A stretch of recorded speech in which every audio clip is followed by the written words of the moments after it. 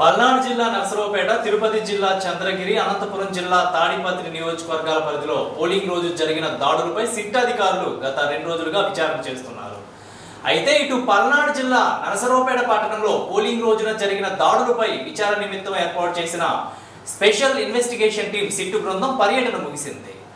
పట్టణ పోలీస్ స్టేషన్లో పోలింగ్ రోజు జరిగిన ఘర్షణలకు సంబంధించి స్టేషన్లో నమోదైన కేసుల ఆధారాలను క్షుణ్ణంగా పరిశీలించారు. పోలింగ్ రోజున సంఘటన జరిగిన municipal high school, Mallamma centre, Gopireddy Srinivasa Reddy ఇంటి దగ్గర ఘటనా స్థలాలను సిట్ అధికారి ఏసీపీ అడిషనల్ ఎస్పీ సౌమ్యలత పరిశీలించారు. అసలు ఘర్షణకు దారితీసిన పరిస్థితులు ఏమిటి, సకాలంలో దాడులను ఎందుకు అరికట్టలేకపోయారు, ఎంతమందిపై చర్యలు తీసుకున్నారనే అంశాలపై స్థానిక పోలీసులను సిట్ అధికారులు ప్రశ్నించారు. ఎఫ్ఐఆర్లను పరిశీలించారు. అనంతరం సిట్ తదుపరి నివేదికను డీజీపీకి అందించనుంది. ఆ తర్వాత సిఎస్ ద్వారా సిఇఓ, సిఇసికి ప్రాథమిక నివేదికను అందించనున్నారు.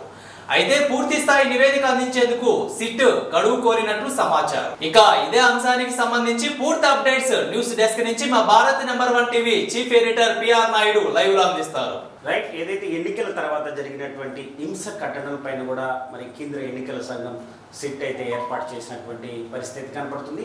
రాష్ట్రంలో 2 రోజుల పాటు సిట్ అధికారులు పర్యటించారు.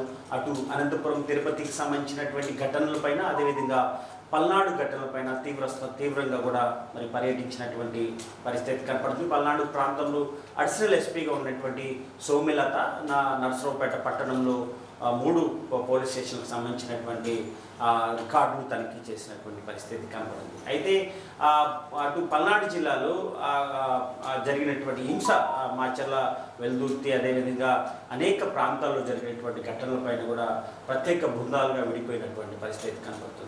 అయితే ఏదైతే సిట్ అధికారిగా ఉన్నటువంటి వినీత్ బిర్జ్లాల్ ఆధ్వర్యంలో మొత్తం 13 మంది సభ్యులు 3 బృందాలుగా విడిపోయినటువంటి పరిస్థితి కనపడుతుంది.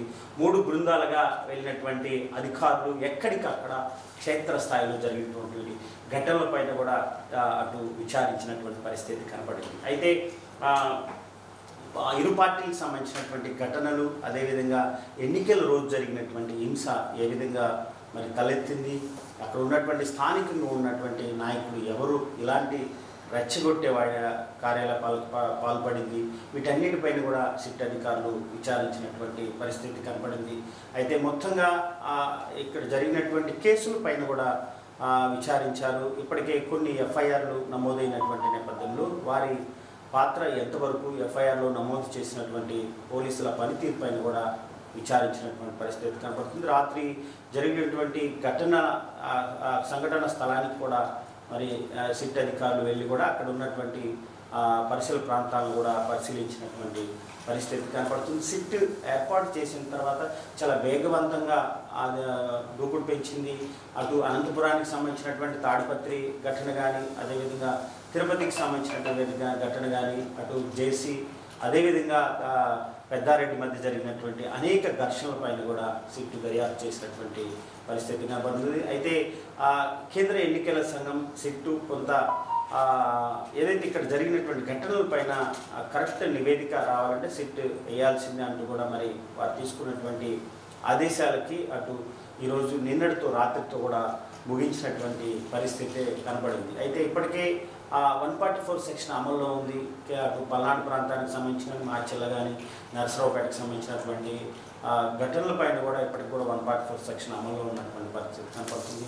ఈ పార్టీలకు సంబంధించినటువంటి నేతలపైన కూడా కేసు నమోదు చేశారు. ఇప్పటికే అనేక ఎఫ్ఐఆర్లు కూడా నమోదు చేసినటువంటి పరిస్థితి కనపడుతుంది. వీటిపైన కూడా సిట్ అధికారులు విచారించారు. నిన్న మధ్యాహ్నం మంత్రి అంబటి సత్తెనపల్లికి సంబంధించినటువంటి మంత్రి అంబటి రాంబాబు కూడా ఇక్కడికి నర్సరావుపేటకి సిట్ అధికారులు కలిశారు.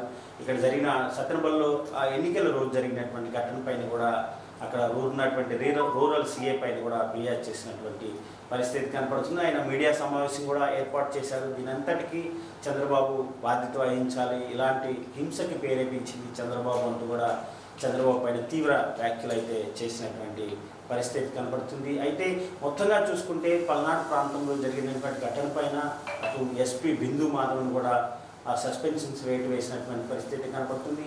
జిల్లా కలెక్టర్ లోతేటి శివశంకర్ పైన కూడా బదిలీ వేస్తూ శాఖపరమైన చర్యలు తీసుకోవాలని కూడా ఇప్పటికీ ఆదేశాలు అయితే జారీ చేసినటువంటి పరిస్థితి కనపడుతుంది. అటు అనంతపురంకి సంబంధించినటువంటి ఎస్పీ పైన కూడా సస్పెన్షన్ వేటు వేసింది. అదేవిధంగా తిరుపతికి సంబంధించినటువంటి ఎస్పీ పైన బదిలీ వేటు వేసినటువంటి పరిస్థితి కనపడుతుంది.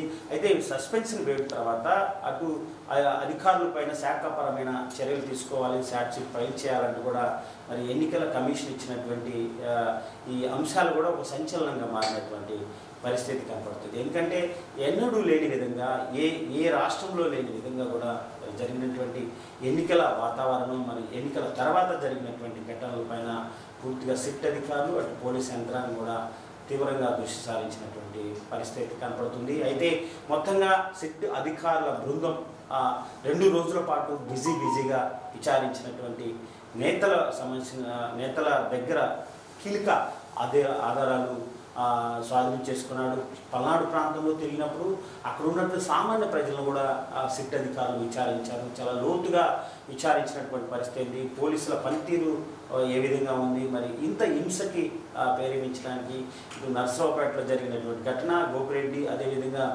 చంద్రవాడ అరవింద్ బాబు వర్సెస్ అంటూ కూడా మరి ఒక రణరంగంగా మారినటువంటి నేపథ్యంలో వైసీపీ అల్లరిముక్కులు ఒక్కసారిగా కూడా టీడీపీకి సంబంధించినటువంటి కారులు తగలబెట్టినటువంటి పరిస్థితి కనపడింది.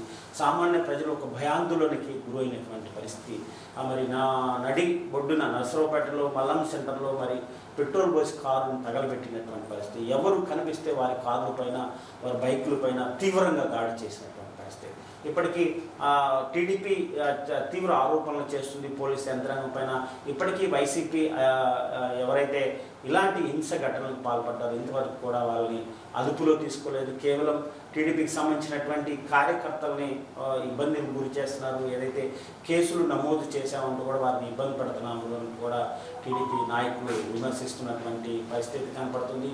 మొత్తంగా నర్సరావుపేటలో జరిగినటువంటి ఘటన అటు రాష్ట్ర వ్యాప్తంగా సంచలనంగా మారినటువంటి పరిస్థితి. ఇప్పటికే డిఎస్పీ వర్మను కూడా సస్పెండ్ చేశారు. మొత్తం 12 మంది అధికారులు డిఎస్పీ వర్మ కూడా ఒకరున్నారని చెప్పుకోవచ్చు. ఈ నేపథ్యంలోనే మరి కొత్త వారిని కూడా అపాయింట్ చేసినటువంటి నేపథ్యంలో పల్నాడు ఎస్పీగా కొత్త వారికి బాధ్యతలు ఇవ్వటం, అదేవిధంగా జిల్లా కలెక్టర్ కూడా బాధ్యతలు స్వీకరించినటువంటి నేపథ్యంలో వాళ్ళ ఏదైతే టార్గెట్ ఇప్పటి వరకు జరిగినటువంటి ఘటనలన్నీ పునరావృతం కాకుండా మరోసారి మళ్ళీ రేపు జూన్ 4 ఫలితాలు రానున్నటువంటి నేపథ్యంలో 4 వరకు కూడా శాంతి భద్రతలు కూడా వాళ్ళు అదుపులో తీసుకొని వారి కంట్రోల్లో ఉండటమే వాళ్ళ బాధ్యతగా కనిపిస్తుంది. రానున్నటువంటి నేపథ్యంలో 19 వరకు కూడా జూన్ ఫలితాలు 4 తర్వాత వస్తున్నటువంటి నేపథ్యంలో జూన్ 19 వరకు కూడా సాయుధ బలగాలు 20 కంపెనీలతో కూడా మరి బందోబస్తు నిర్వహించాలని కూడా కేంద్ర ఎన్నికల సంఘం ఇటు రాష్ట్ర డీజీపీ అటు సిఎస్కి సూచనలు అయితే చేసినటువంటి నేపథ్యంలో ఆదర్శగానే పోలీసు అధికారులు అడుగులు వేస్తున్నారు. ఏదైతే మరి ఇప్పుడు వచ్చినటువంటి పల్నాడు జిల్లా ఎస్పీగా వచ్చినటువంటి గార్గే గతంలో కూడా ప్రకాశం జిల్లాలో చేసినటువంటి పరిస్థితి ఉంది. ప్రస్తుతం వారి భర్త బాపట్ల ఎస్పీగా ఉన్నటువంటి పరిస్థితి కనపడుతుంది. ఒక సిట్ ఆఫీసర్గా మరి ఆమెకు పేరుంది. ఎందుకంటే ప్రకాశం జిల్లాలో పనిచేసినప్పుడు ఆమె ఎంతటి స్థాయి అధికారులు కూడా సిఐ డిఎస్పీ స్థాయి అధికారులు కూడా సస్పెండ్ చేసినటువంటి సంఘటన ఉంది. అవినీతి ఉద్యోగస్తులపైన కొరడా చూపించేటువంటి అవకాశం ఉన్నటువంటి నేపథ్యంలో ఇదే క్రమంలో అటు పొలిటికల్ లీడర్స్ సంబంధించినటువంటి ఇరు పార్టీ నేతల మీద కూడా చర్యలు తీసుకునేటువంటి అవకాశం ఉంది. ఏదైతే ఇరు పార్టీలకు కొంత మీటింగ్ పెట్టేటువంటి అవకాశం ఉంది. ఎందుకంటే హింసాత్మక ఘటనలు కనుక పాల్పడితే ఖచ్చితంగా చర్యలు తీసుకుంటామంటూ కూడా మరి ఎస్పీ తెలియజేసేటువంటి అవకాశం ఉన్నటువంటి నేపథ్యంలో ఏది ఏమైనా స్ట్రాంగ్ రూమ్ దగ్గర ఉన్నటువంటి బందోబస్తు ఎప్పటికప్పుడు అధికారులు దాన్ని తనిఖీ చేస్తున్నారు. అదేవిధంగా జూన్ 4 ఫలితాలంతవరకు కూడా శాంతి భద్రతలకి ఎలాంటి విఘాతం కలగకుండా అటు పోలీస్ అధికారులు, రెవెన్యూ అధికారులు చర్యలు తీసుకుంటున్నటువంటి పరిస్థితి కనపడుతుంది. మొత్తంగా సిట్ అధికారులు 2 రోజుల పాటు విచారించినటువంటి అనేక అంశాలపైన కీలక ఆధారాలు లభ్యమయ్యాయి. కీలక ఆధారాలతో కూడా ఈరోజు సాయంత్రం లోపు కూడా ఒక నివేదిక రూపంలో కేంద్ర ఎన్నికల సంఘానికి ఇచ్చేటువంటి అవకాశం ఉంది. మరి ఇచ్చిన తర్వాత మరికొంతమంది అధికారుల పైన కూడా అటు కేంద్ర ఎన్నికల సంఘం, రాష్ట్ర ప్రభుత్వం చర్యలు తీసుకునేటువంటి అవకాశం అయితే ఖచ్చితంగా కనపడుతుంది.